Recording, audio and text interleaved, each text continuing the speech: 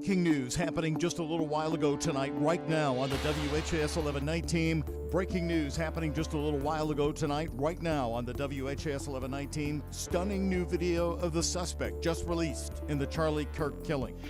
Well, parking at the facility is about $40 an evening, and here it's $20-25. Parking costs too high at Bourbon and Beyond. Neighbors taking a page out of the Kentucky Derby yard parking parties, making some money off the festival themselves. Plus, new tonight, holding off on data centers before they are built in Louisville. You know, let's pump the brakes, make sure we're not moving forward with something that's inadvertent, what we didn't really intend the land use to be. Why a top leader of the Metro Council wants a 6-month hold on construction. He's asking for a moratorium right now on the WHAS 11 night team. New tonight, we bring you late breaking news here at 11. Take a good look, folks. The new video just released by the FBI a little while ago tonight. Video showing the suspect in the Charlie Kirk killing running right off a rooftop, then scrambling down off the side of the building to the ground, and then calmly walking away into a nearby wooded area, where authorities say his rifle was later discovered. You see him going off there. Speaking tonight at a news conference at about 9:30, almost 10 o'clock, the commissioner of the Utah Public Safety Division and Utah Governor Spencer Cox. And again, there's a better picture of the hat with that triangle logo, and again, the t-shirt, blue jeans, and you get a good look at those Converse tennis shoes as well. We have pushed these out. We'll continue to push these out. So far, we've received more than 7,000 leads and tips. I would just note that the FBI hasn't received this many digital media tips from the public since the Boston Marathon bombing. This case also highlights the dedication of our law enforcement community. And once again, we want to show you some of the clearer photos of the suspect released at about 8 o'clock tonight. Police say he's a college-age young man wearing a shirt that appears to also have an American flag and an eagle on it. You see the backside there of him wearing the backpack. Governor Cox tonight also saying that they will be pursuing the death penalty for the suspect. Hello, everybody, and thank you very much for joining us. What's become a very busy Thursday night. I'm Doug Proffitt. Also tonight, we have more on the search for the suspect today. ABC News reported earlier today that the rifle discovered in the woods had 3 unspent cartridges in it with transgender and anti-fascist wording written on the shells. The reward to find him stands at $100,000. ABC's Jacqueline Lee is reporting from Orem, Utah. Vice President J.D. Vance arriving in Salt Lake City Thursday to pay respects and meet with the family of Charlie Kirk. Authorities offering a $100,000 reward for information leading to the arrest of the suspect, releasing surveillance video. We cannot do our job without the public's help right now. The public has answered our call for action. President Trump hoping Charlie Kirk's killer will be caught soon. He's an animal, total animal. And hopefully they'll have him and they'll get him. What he did is disgraceful. Officials also announced they recovered a high-powered rifle wrapped in a towel in the woods and 3 unspent cartridges that contained wording on them, expressing what law enforcement officials describe as transgender and anti-fascist. Law enforcement has not explained what that means or whether those markings were meant to misdirect investigators. 31-year-old Kirk was hosting an event on Utah Valley University's campus Wednesday when a single shot rang out, killing him and sending the 3,000-person crowd running for cover. I was 15 feet away, and it was really hard to witness. As the guy said shooting or shooters or something like that, you just hear the gunshot and I'm sorry. The community on edge. I pulled my boys out of school this morning. I took them to school and then pulled them right back out. Just all the shootings. I don't want copycats. I don't want, there was a school shooting yesterday in Colorado. So it's just, I don't know. It's not comforting anymore. Kirk founded the conservative youth activist organization Turning Point USA, helping to propel Donald Trump's return to office. The gun, as well as the cartridges, will be flown to Quantico, Virginia, to the FBI's main laboratory, which has the most technologically advanced forensic analysis. Jacqueline Lee, ABC News, Orem, Utah. So this is not red or blue, it's just wrong. And if we are going to let politics invade something so wrong as murder, well, we've got a lot more work to do to create that better world that our kids deserve. Kentucky Governor Andy Beshear speaking on this earlier today. Also tonight, Kentucky Senator Mitch McConnell releasing a new statement saying, quote, guardrails matter. They keep the American experiment rolling. But But if passionate disagreement is a sign of health, political violence like yesterday's sickening display is a sign of decay. To excuse or encourage it is to place a cynical bet against America. From Senator Mitch McConnell tonight. Now new tonight, one person is dead after a crash that happened between a car and a motorcycle near the Iroquois Park neighborhood in South Louisville. Metro police officers tell us they responded to Manslick Road and Vista John Drive at about 4:45 this afternoon, finding one person dead there. But it is unknown at the time if that person was in the car or on the motorcycle. The traffic unit is still investigating. Also new on the WHAS11 night team, the music festival is back in Louisville big time with Bourbon and Beyond kicking off today. 2 weeks of huge concerts for our city. The festivals continue to grow as Danny Wimmer Presents revealed a new location within the fairgrounds property.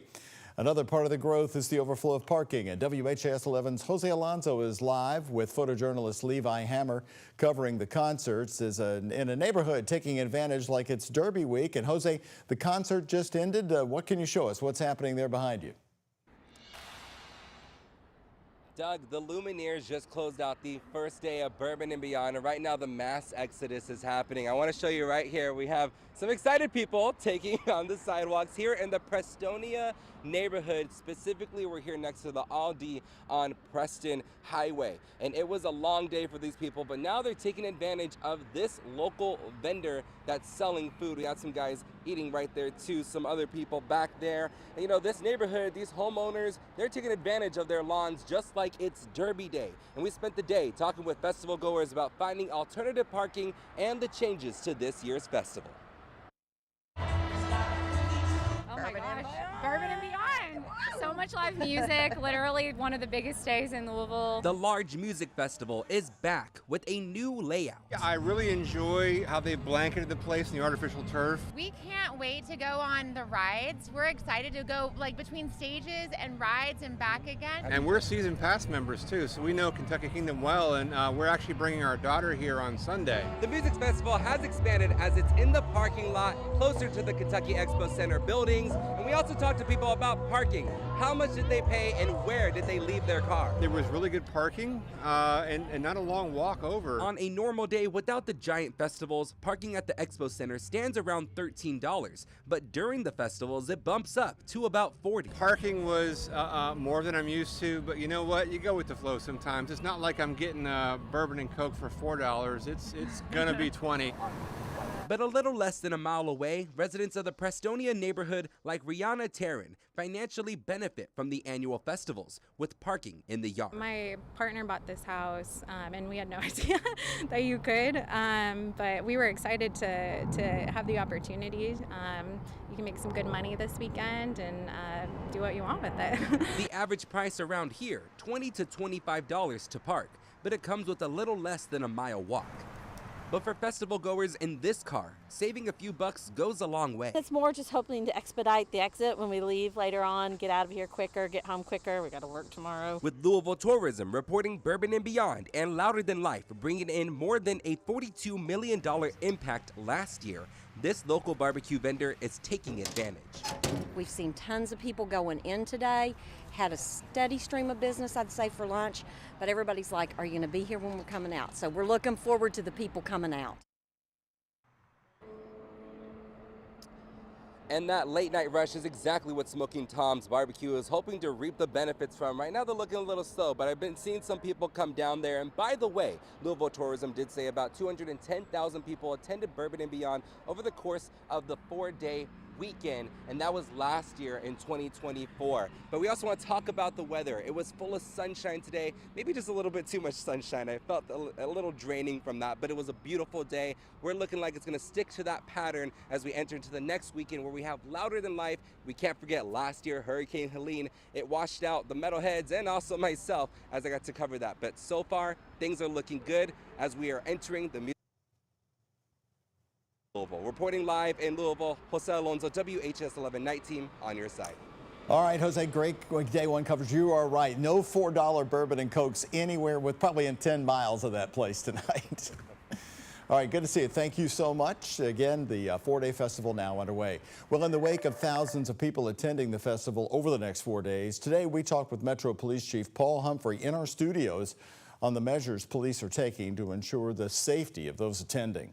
And we also offer the assistance of our SWAT team and some of our specialty resources that are a little bit more specialized to deal with some of the things that we might see, particularly in today's environment. We have Overwatch coverage and a couple of other things out there to make sure that we have the entire venue covered. By Overwatch coverage, he means rooftop coverage with police officers. Humphrey also mentioned that a clear bag policy will be enforced at the festival. More local news for you on the night team. Louisville Metro Police, EMS, and the fire department responded in huge numbers today to Louisville Central High School for what turned out to be a false call of trouble. That happened at 12:15 this afternoon. Police say the call came in claiming trouble. Police were not specific about the call they got, but they did determine it was unfounded and there was no danger to students. Police also said it appears to be a case of swatting, and that's when someone makes a fake call to call out large numbers of police. No one was hurt at the school. Brand new since 6, Louisville Metro now taking a stance on those huge data centers you've been hearing so much about, calling for a 6-month hold in Louisville to see if changes need to be made to code regulations. This comes after the battle to stop a development in rural Oldham County earlier this year made big headlines. WHAS 11 Night Team's Clarice Shaley reports on the new plan. In this slice of nature off Campground Road in southwestern Jefferson County, a data center is in the works. Recently, neighbors tell me workers have been grinding trees. This location in Rubbertown is currently the only data center in Jefferson County and is still under construction. One Metro Council member is trying to get ahead of future developments and is calling for a pause on data centers. We're trying to ensure that we're not looking back in 5 years and wondering why we didn't have proper procedures, proper controls in place. So Council member Marcus Winkler is introducing a temporary moratorium on rezonings for data centers pending review by the Planning Commission.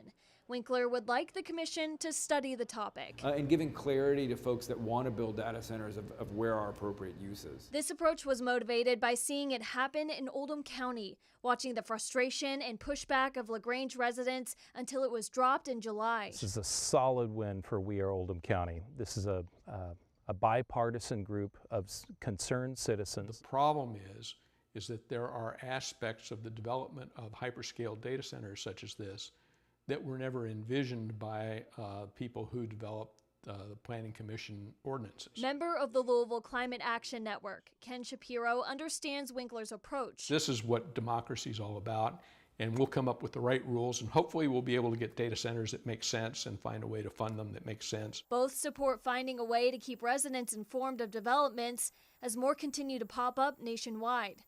For the WHAS 11 Night Team, I'm Clarice Shaley on your side. Both the ordinance and resolution were introduced tonight, and they're expected to be brought up in the Planning and Zoning Commission next week. The Campground Road Data Center does not have a secured tenant or a customer just yet. Well, today, the Kentucky Supreme Court on the road hearing arguments in Danville, Kentucky in a case that could lead to the creation and funding of public charter schools in the state of Kentucky. The case began with a lawsuit filed by the Council for Better Education back in 2023. And that lawsuit, the council, made up of school superintendents, took aim at House Bill 9, which funds public charter schools and mandates pilot charters in Jefferson County and in northern Kentucky public schools. Now, the council argues this is unconstitutional. Those for it say it will allow families to go to better schools of their choosing. The DNA of charter schools is focusing on at-risk kids, helping to close the achievement gaps in some of our urban areas in the state. We do think that it will be, as the justices on the court implied with their questions, a drain on the public school system. Opposing sides there, it's up to the justices to decide the timeline on when to release the decision.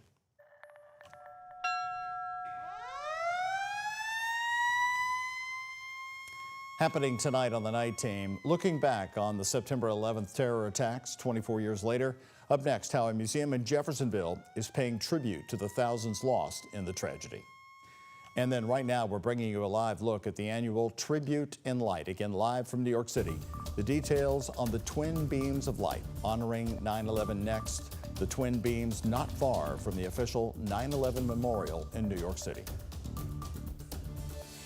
And back here at home, we started off this morning with temperatures in the 60s, topped out in the 80s, so right near climate normals. We'll continue to dry out and heat things up heading into the weekend. Let's take a full look at that 7-day forecast coming up after the break.